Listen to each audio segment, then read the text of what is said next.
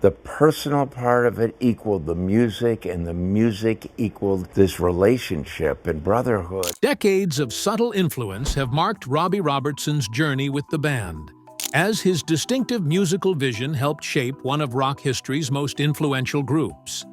Now entering his 8th decade, he is set to uncover previously unseen sides of life in the iconic walls of Big Pink and the revolutionary Woodstock era. With unflinching candor, Robertson reveals long-concealed challenges, artistic tensions, and remarkable facts that were suppressed during their incredible journey. That he has waited until now to tell his story calls into question the details of the band's mythic final performance at Winterland in 1976 and the tale of the Last Waltz. As Robertson shares intimate details about both the ensemble's final show and its aftermath, his revelations stand to change our understanding of the band's enduring legacy forever. But before the myths and the music, we have to go back to where it all began. Because understanding Robbie's roots is key to unlocking the full story he's finally ready to tell. Robbie Robertson's extraordinary career. Let's begin our exploration of Robbie Robertson's remarkable journey by examining his early life and background. This fascinating narrative unfolds in unexpected ways, revealing how a young musician from Toronto would become one of rock music's most influential figures.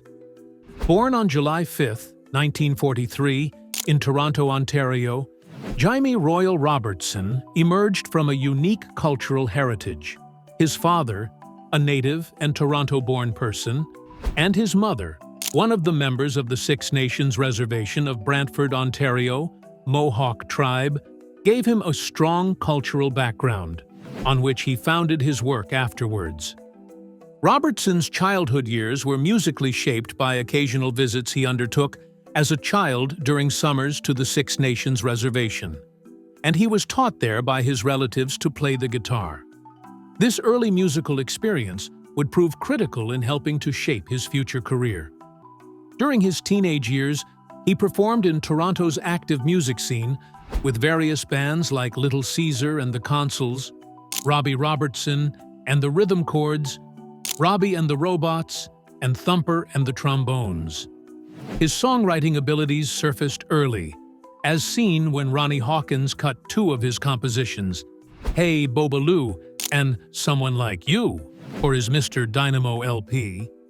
Robertson's career break came when he joined Ronnie Hawkins and the Hawks as lead guitarist. The group, which included Levon Helm, Rick Danko, Richard Manuel, and Garth Hudson, embarked on an extensive touring schedule throughout the United States and Canada. Their performances regularly shared top billing with some of the classic artists of the time, including Chuck Berry, Carl Perkins, and Jackie Wilson. Robertson's distinctive blues-colored rock guitar sound, particularly evident in his interpretations of Who Do You Love and Come Love, brought a new musical dimension to rock and deeply influenced his contemporaries. The band's trajectory took a dramatic turn when Bob Dylan summoned them to serve as his backing band for his storied Electric Tour. Robertson received the initial invite, but the other Hawks joined after 2 concerts. This association, which spanned from September 1965 through May 1966, constituted Dylan's definitive shift from folk to rock music. The group's evolution continued as they shed their role as Hawkins's backup band and adopted the moniker The Band.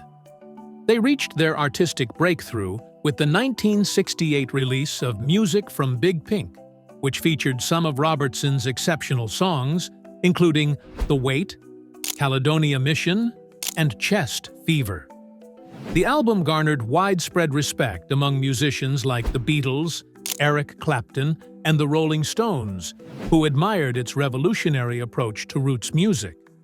The band's sophomore album, released in September, was a huge commercial success, reaching number 9 on Billboard's Pop Albums chart. It included some of their most well-known songs, including The Night They Drove Old Dixie Down, which Rolling Stone would later rank at number 245 on its list of the greatest songs ever written. The album ranked 45th on Rolling Stone magazine's definitive list of the 500 greatest albums of all time in 2003.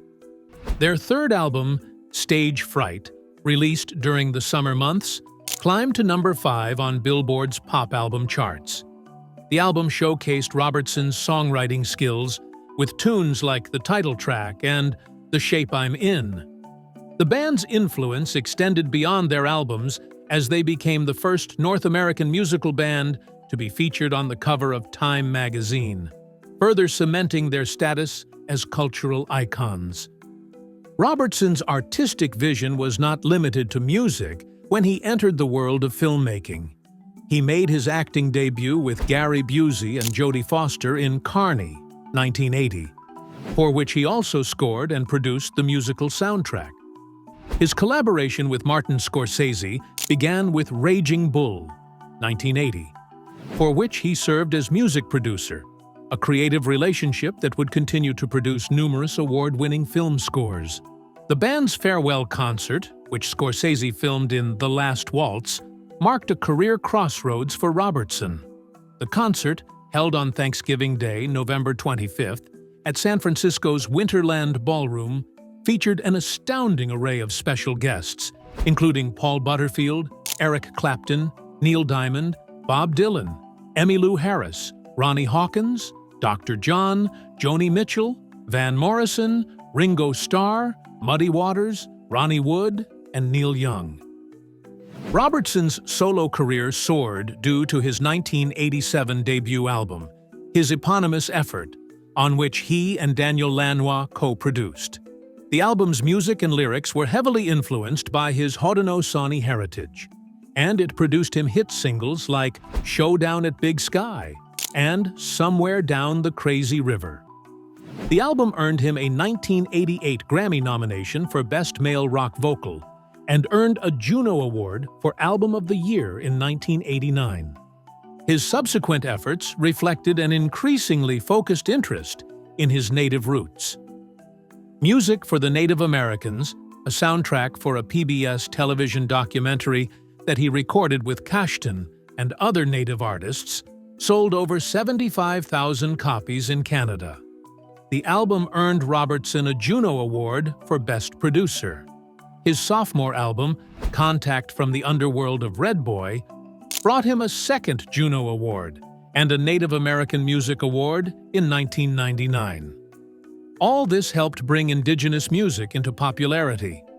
Throughout his career, Robertson's music has been covered by numerous well-known artists, including Joan Baez, Eric Clapton, Aretha Franklin, and Diana Ross and the Supremes. His rock music contribution was rewarded with various awards, including 5 Grammy nominations, 5 Juno Awards, and induction into Canada's Walk of Fame and the Canadian Songwriters Hall of Fame. He was appointed an Officer of the Order of Canada and was awarded numerous Lifetime Achievement Awards, including a Governor General's Performing Arts Award. Robertson passed away on August 9, 2023, in Los Angeles, California, but left behind a lasting legacy as one of the most important individuals in rock music. His unique ability to blend Indigenous, roots, Southern, and Canadian influences into his own distinctive sound has inspired musicians to this day. His work with the band and as a solo artist helped shape the course of rock music, while his later career in Indigenous music helped bring Native American musical traditions to the world in general. But before Robertson could change the sound of rock forever, fate stepped in one night in Toronto, and a chance encounter would ignite the journey that led to the band's creation. The start of the band. In the summer of 1959, Robbie Robertson's odyssey into what was to be the band started, according to Robertson. He remembered that he was playing with his band, Robbie and the Rhythm Chords, at Chum Radio's Hi-Fi Club in Toronto when they were first spotted by Ronnie Hawkins.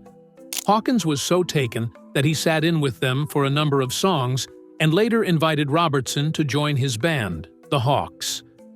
Robertson said he began as a bass player before moving to guitar. He said he had no idea at the time that he was joining something so much larger than just another rock and roll band. The Hawks, he said, were already an excellent band comprised of musicians who would become his musical brothers. They became the world's best bar band, playing wherever they could, from Toronto to Arkansas. Robertson said everything changed in 1963 when they broke up with Ronnie Hawkins and became Levin and the Hawks. He recalled they were struggling along, playing an extended engagement in a New Jersey nightclub. All that changed when they were signed on for Bob Dylan's revolutionary combination of serious, literate songwriting and electric rock and roll. Those Dylan years were life-changing, Robertson said. He explained that they traveled the globe, absorbing new sounds of rock music. He told of how their time spent at Woodstock during the basement tapes period was particularly enchanted, as they recorded hundreds of do-it-yourself tracks that would be legendary decades later.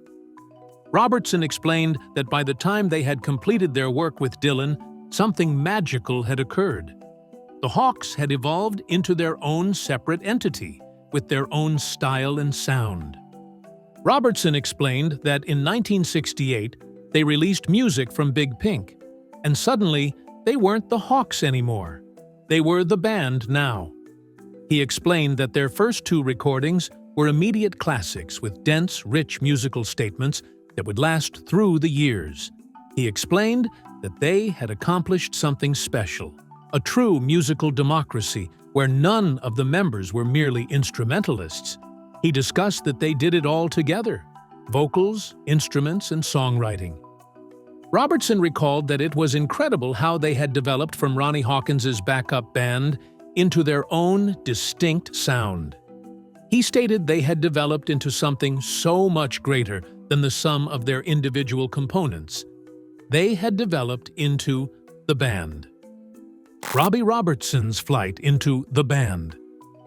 In Ontario, Toronto, Robbie Robertson's musical life started with initial guitar tutorials on summer vacations to his relative's home on the Six Nations of the Grand River near Brantford.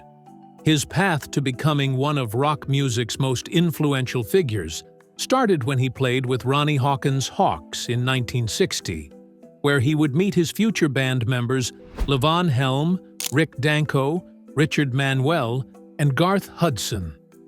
The transition from sideman to band member was in itself difficult. When the Hawks split with Ronnie Hawkins in 1965, Robertson found himself in a whole new position. He needed to transition from being a sideman to being a key creative force within a democratic band structure. This required him to pick up new skills in collaboration and in songwriting, skills that would serve him well in the future. One of Robertson's most significant moments came when Bob Dylan asked him to perform guitar on his groundbreaking Going Electric tour of 1965. 2 shows in, the remaining members of the Hawks were brought on board, and this was Dylan's final change of direction from folk to rock. Not only did this elevate the standing of Robertson, but it also informed the sound that would later come to define the band. The weight of this added responsibility became painfully apparent while touring with Bob Dylan to record the Basement Tapes. Robertson's guitar playing was described by critic Greil Marcus as all rough edges, jagged bits of metal ripping through the spare rhythm section.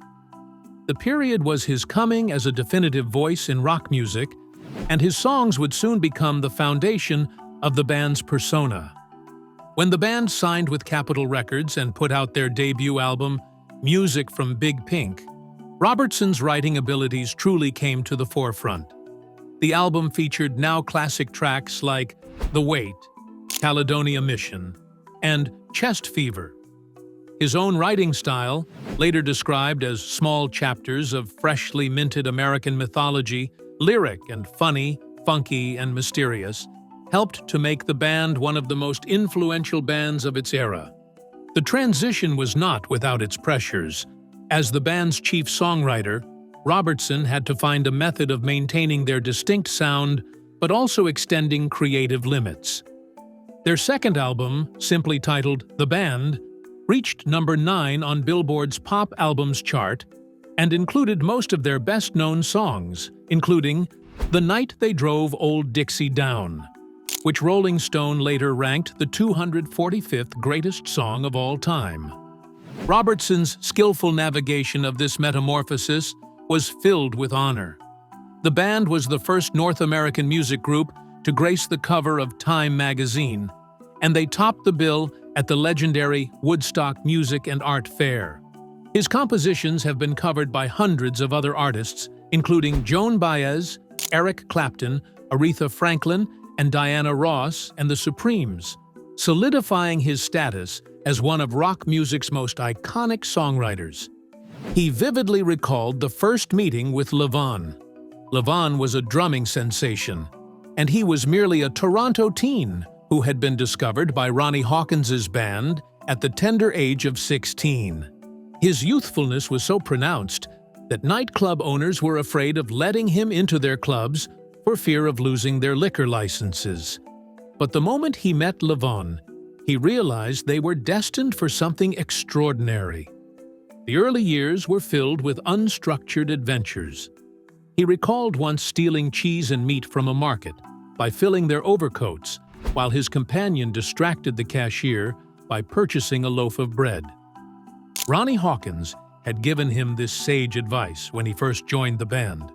"Well, son, you won't get rich, but you'll have more romantic activity than Frank Sinatra." But he was confident that they were on their way to something bigger.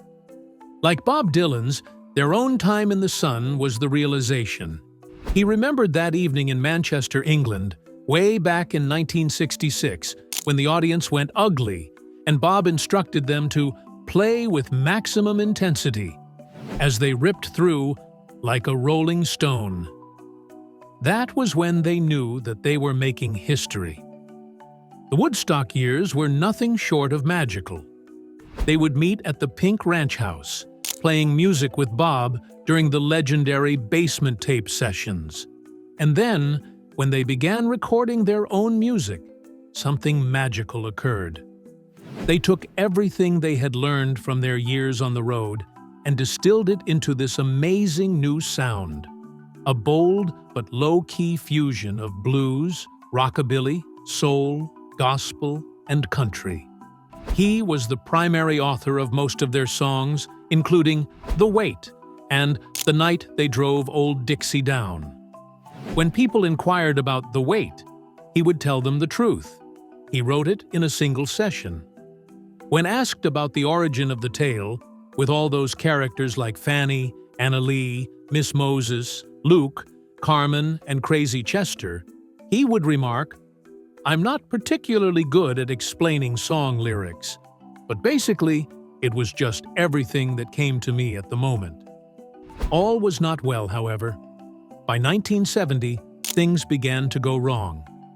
Richard Manuel struggled with alcohol dependency, and Levon and Rick were becoming increasingly addicted to harder substances. He remained sober, and it became his role to be the caretaker and organizer of the group. He did what needed doing for the others, though he had no more desire to be referred to as the leader than Richard had to be referred to as the lead singer. The conflict within him with Levon intensified with the passing of the years. Levon would make comments such as he had acquired the smoke and mirrors, and that he wasn't singing or writing, but handling all the publishing, rockinheavy.net. But he was aware of the truth, that he was the one who had worked to write those songs, to push them along, and to organize their performances and recordings. The Last Waltz was his brainchild, and it proved to be the perfect culmination of their story. He recalled Levon's rendition of The Night They Drove Old Dixie Down in that concert. The earnestness in his vocal delivery could make hearts cry. He'd written that song for Levon, hoping to craft something that Levon could interpret better than anyone else on earth. That was the legacy of the band. Not him, not Levon, but all of them together, creating something that would endure long after they themselves were dust. But behind the unforgettable music, storm clouds were gathering, and what happened next would push Robbie and the band to the very edge of collapse. The turning point. A turning point in the band's career with Robbie Robertson arrived when their very existence was at stake. The band had dedicated itself fully to their performances, maintaining a grueling touring schedule while striving diligently to preserve their distinctive musical heritage. Everyone was under tremendous pressure, and tensions within were already building. However, on a pivotal day of rehearsals, Robertson was faced with his greatest challenge as events spiraled catastrophically towards complete breakdown. The crisis began with an argument over the Last Waltz. Robertson had envisioned a dramatic farewell concert that would be worthy of their memory and a culmination of their career. He had pictured a bold style in it, proposing that it should be a movie-sized production where they would record their life story for generations to come. But not all members of the band saw things his way. It soon turned into bitter arguments and explosive blowouts. A simple, creative debate soon turned into a raging dispute. Feeling frustrated and misunderstood, Robertson found himself in the middle of it all. The emotional weight of the situation became crushing, and he could hardly catch his breath. He had always hoped to make a meaningful contribution to the group, but at this instant, he was torn in every direction. The anger etched upon his bandmates' faces left him limp, and the stifling weight in the air was almost suffocating. Robertson felt despair rising up in his chest. He was wondering if his time with the band was coming to an end.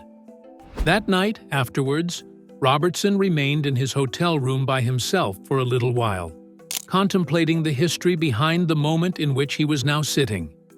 He considered his musical journey so far with the band, starting from when they were younger, supporting Ronnie Hawkins, and through their impactful work with Bob Dylan. He had worked hard to get just the right balance of paying homage to their musical heritage and layering on his own unique style. But now he felt trapped. His passion for music was pulling him in one direction, and the strife was mounting all around him. He seriously considered leaving the band. Leaving would be returning to his solo career, where he would have complete control of his music and what he did. But it would be letting go of being part of something bigger than himself. Robertson was torn, thinking if it was even worth going on, if it was going to be living in perpetual doubt and tension. When he thought he was going to lose it, something strange occurred. Sensing the seriousness of the situation, Levin Helm stepped out to approach Robertson in secrecy. They withdrew from the rehearsal room, the tension mounting between them. Under this relatively serene environment, Helm saw Robertson's efforts to merge his personal style with that of the band's heritage and realized he was in a tight spot. The two musicians vented their frustration and emotions in honest and liberating terms. Beneath their conflict, they discovered a common desire to create something of value with their shared passion for the music that had initially united them. Helm reassured Robertson that the band was evolving as artists and that his work was valued beyond simply maintaining the legacy. Knowing this, Robertson could sense the pressure begin to subside, and he reaffirmed his dedication. For Robertson and the band, this was the beginning of a new cycle with greater harmony and respect for each other's visions. This shift not only cemented Robertson's role in the band, but also his place in history as a member of the band. Their conversation was a turning point. Robbie Robertson added more to the band than his guitar playing and songwriting ability. He brought a new attitude that infused the veteran band with new life. Robertson's distinctive style began redefining the band's sound in innovative ways. He was the legendary guitarist and songwriter with a dazzling on-stage show and innovative reinterpretation of much-beloved songs that they had grown up listening to.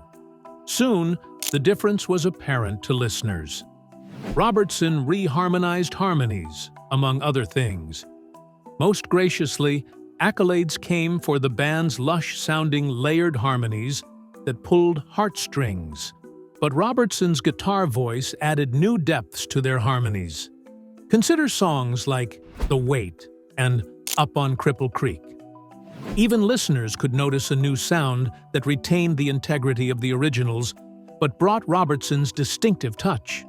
With Robertson's guitar blending smoothly into these vintage favorites, his rock and roll roots added a touch of an edge that reinvigorated these classics in a fresh but authentic way. Fans couldn't be content. Robertson seemed to breathe new life into classics. The band's performances now particularly showcased Robertson's guitar playing, steeped as it was in roots music and rock and roll. His own playing style helped to give new life to such tunes as The Night They Drove Old Dixie Down and Stage Fright. Robertson would frequently add his own personalistic flair to the solos during live performances, making them sound even smoother and more melodic without diminishing the essence of the original versions. His performance gave these concerts new energy and a special blend of nostalgia and modernity that turned each concert into an experience to be remembered. However, Robertson's influence extended far past individual solos or songs. He challenged the band to experiment with a more varied sound and suggested subtle rearranging tweaks that would give their previous favorites new perspectives. In Life is a Carnival, for example, his playing revealed a softer, more contemplative mood. This change made a familiar song both familiar and unfamiliar. His sensitive but assertive guitar work and songwriting allowed the band to explore new but equally authentic versions of their classic anthems. It was totally inspiring. Robbie Robertson's transformation of the band. The history of the band began with Robbie Robertson's entry. Not only did his arrival improve the level of the band, but it indeed transformed their musical landscape. Other than his addition to the instruments, Robertson's influence passed through all processes of the transformation of the band. His vision altered the band unobtrusively but profoundly, in ways few early understood. The news that Robertson would be taking the place of a member of Bob Dylan's supporting group elicited different reactions from the crowd.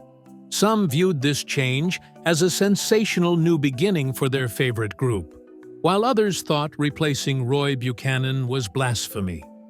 Reactions ranged from genuine excitement to bitter cynicism. There were so many who greeted Robertson with open arms, noting his talent and extensive experience with Ronnie Hawkins. They saw his joining the band as a tribute to their history and stepping into the uncertain future. Robertson's initial performances with the group were impressive. His voice, guitar playing, and assertive stage presence naturally fit into the sound of the group. The audience adored him, singing along as if he had been a member of the band all along. However, not everyone shared the same sentiments. A tremendous majority of the original Hawks fans believed that, without Roy Buchanan, the image of the band could never be maintained. The inclusion of Robertson, wonderful as he is, would by necessity alter the fundamental character of the band. Robertson was extremely empathetic to these problems. He understood Buchanan's unique position and how emotionally connected the fans were to him.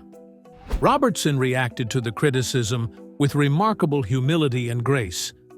Rather than attempting to copy Buchanan's methodology or step into his shoes, he demanded to show respect towards the band's heritage while remaining himself as an artist. In interviews, he would frequently express immense respect for Buchanan and pride in being part of the Hawks. Robertson's message came across loud and clear. He was committed to keeping the music alive while allowing the band to keep growing. A majority of the initial skeptics came to adore the worth of his most genuine effort in the end. The combination of Robertson's sincerity and undeniable talent began changing the narrative. The fans saw that he was not attempting to replace Buchanan's history, but attempting to pay tribute to the band's collective success. His acting spoke 1,000 words, and even the doubters themselves eventually came around. Rather than viewing Robertson as a replacement, they grew to adore him as an original attraction in his own right. Despite the early criticism, Robertson had a persuasive trump card up his sleeve that eventually converted even the most die-hard naysayers. Relaxed and earthy, Robertson caught everyone off guard by revealing a shocking truth in an uncommonly candid interview. He confessed to having grave doubts about joining Dylan's band, an admission that was a surprise to everyone. What this indicated was that his doubts went far beyond merely taking on Buchanan's job or overcoming cynicism from the fans. It was something much deeper. Robertson did admit to feeling like an outsider when he initially started. He struggled with self-doubt and questioned whether he could truly make a contribution to a band with such a legacy. The weight of legacy was crushing, and Robertson felt its load heavily. But he would not be crushed. Rather, he leveraged it as fuel for growth. While Robertson navigated this difficult period, he began to find momentum. He found a healthy appreciation for the band's legacy, but also for his own artistic vision. This excellent balance enabled him to become not only a hawk, but also a part of their constant development. With new clarity, Robertson dived into his work. He knew that even though he could never replace Buchanan, he could surely do justice to him by being himself. This gave Robertson tranquility. His focus was on collaboration and creating music that would be attractive to both old fans and new listeners. But to truly understand how Robertson honed the skills that would one day shape legends, we have to journey back to the raw beginnings of his extraordinary rise. The truth about his early days.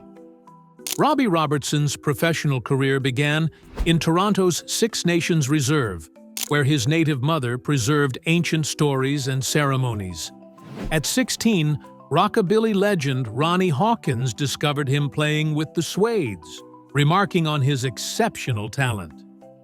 Hawkins took the young guitarist on song-hunting missions to New York's Brill Building, noting that while Helm could play it better than anybody, he didn't care about writing songs. Robertson was Dylan's guitarist when he went electric in 1965 to 66, earning acclaim as a mathematical guitar genius for his ability to balance structure and improvisation. After the acrimonious Dylan tour, the group returned to Woodstock, where they created their groundbreaking first 2 albums. Robertson became the organizer and caretaker for the group, a job that eventually led to conflict, but initially was necessary. He had the most fraught relationship with Helm. They had their own alphabet, their own clock, and their own DNA. Despite future conflict, Robertson sat by Helm's bedside through his final days, holding his hand and awed by their incredible journey together. We have come to the end of today's video. We hope you enjoyed it. Make sure to share your thoughts with us in the comments section below. See you in the next one.